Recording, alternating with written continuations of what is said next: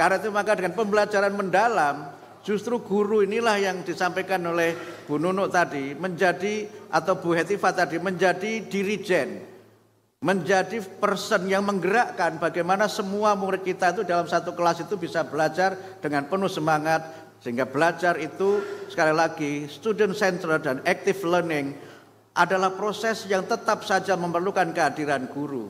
Dan oleh karena itu maka sekali lagi active learning, student centered does not mean that students are people who are learning and the teacher are very busy having chatting. Ini niru Bu Hetifah supaya ada rimanya, kira-kira begitu Bu Hetifah.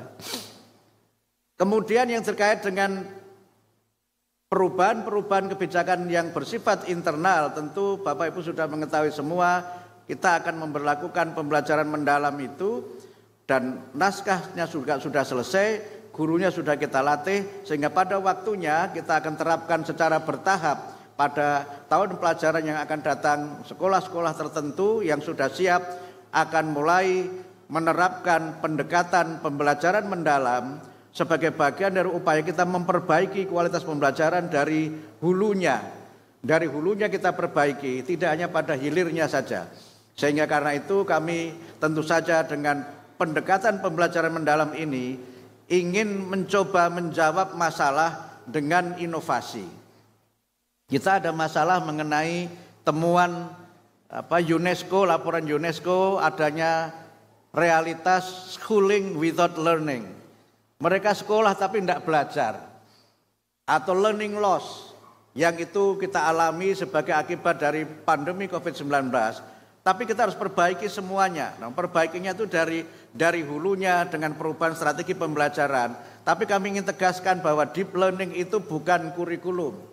Deep learning adalah pendekatan pembelajaran, sehingga kalau ada para konten kreator yang membuat konten-konten yang menyesatkan, tolonglah yang begini-begini jangan diterus-teruskan.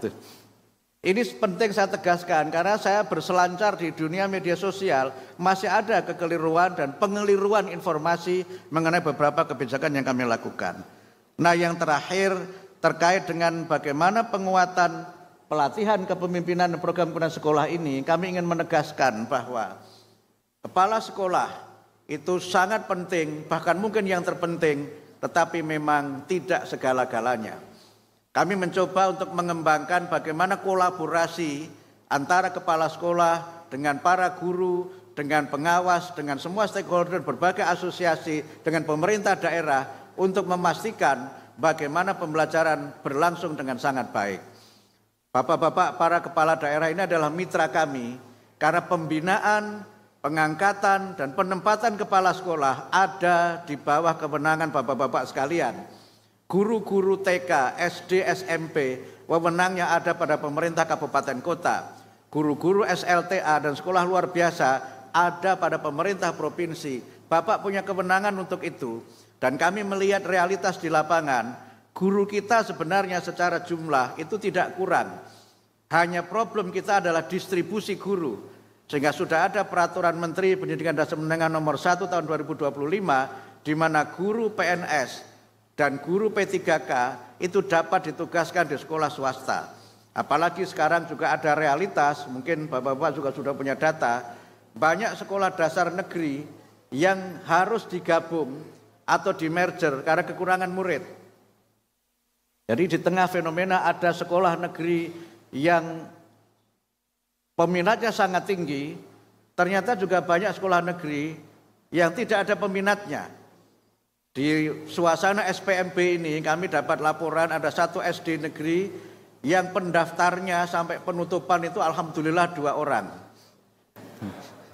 SD itu murid keseluruhannya 19, gurunya 11, Bu.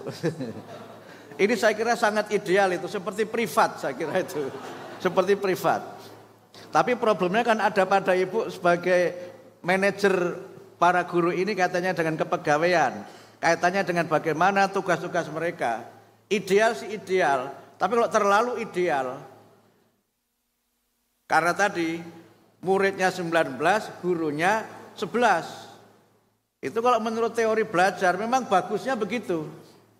Tapi kalau menurut pertimbangan keuangan, yang begitu bisa menimbulkan persoalan keuangan. Sehingga di sinilah kami sejak awal sudah mengantisipasi bagaimana ekosistem antara negeri dengan swasta ini sudah kita bangun bersama-sama, bagaimana komunikasi antar para penyelenggara pendidikan ini juga kita perkuat dengan berbagai kebijakan yang kami lakukan.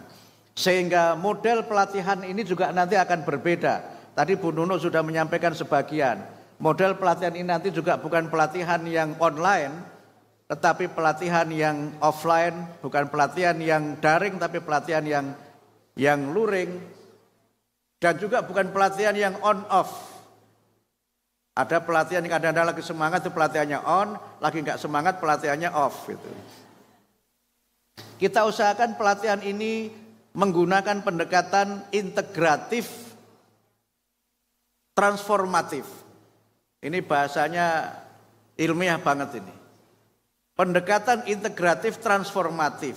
Inilah yang coba terus kita lakukan, sehingga karena itu maka tidak hanya kebijakan mengenai kepemimpinan sekolah saja yang berubah, tapi juga pelatihannya juga kita usahakan untuk terus kita sempurnakan, sehingga pelatihan itu tidak sekedar formalitas di mana Bapak Ibu guru itu belajar memenuhi kewajiban tugas guru yang harus pelatihan itu, tetapi memang harus diikuti dengan peningkatan kompetensi, peningkatan yang menjadi bagian penting dalam kita memberikan layanan pendidikan yang bermutu untuk semua.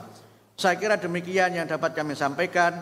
Di akhir ini saya ingin menyampaikan terima kasih kepada seluruh jajaran di Dirjen Guru, Pendidik dan juga Pendidikan Guru, Dirjen di bawah kepemimpinan Profesor Nunuk Suryani yang memang berlari agak kencang dan agak terengah-engah. Mungkin juga dirjen yang paling populer karena menyangkut banyak kebijakan yang berkaitan dengan para guru begitu. Tapi Bu Nun ini termasuk yang sabar melayani semuanya, dan beserta tim Pak Temu, Pak Jajaran, kemudian Pak Direktur, ini sudah direktur baru, punya kebijakan baru, harus sabar-sabar juga memang dengan berbagai macam isu. Jadi kalau menjadi pejabat itu sabarnya harus 3 kali. Kalau sabar itu hanya untuk diri sendiri. Kalau sabar itu untuk diri sendiri dan keluarga. Kalau sabar itu untuk pejabat. Jadi sabarnya harus triple. Kalau tidak bisa mengalami gangguan jiwa jadi pejabat itu. Kemudian juga BKN yang telah menjadi mitra kami yang luar biasa, karena tentu saja ini mesti akan ada perubahannya terhadap kebijakan kita. Sudah ada MOU kita Ibu tentang penugasan guru itu, dan nanti mungkin kita ada juga penandatanganan bersama dengan Pak Kepala BKN, dan termasuk ini boleh dibocorkan ya Bu ya? Boleh kan? Kami sudah bicara dengan Pak Kepala BKN untuk guru-guru yang sudah pernah ikut pendidikan D4 atau S1. Tapi waktu itu ijazahnya tidak bisa untuk kenaikan pangkat. Sekarang tinggal melaporkan saja, nanti bisa diakui sebagai bagian dari kenaikan pangkat. Kami sudah bicara dengan Prof. Yudan terkait dengan itu, termasuk nanti juga akan ada peraturan baru menyangkut pengawas sekolah. Yang selama ini namanya diganti pendamping, nanti kita kembalikan namanya menjadi pengawas. Yang disampaikan oleh Ibu Hetifah juga. Tapi pengawas ini bukan malaikat ya, bukan malaikat. Jadi nanti pengawas jabatan profesi pengawas itu, ini yang pengawas kayaknya langsung syukuran ini.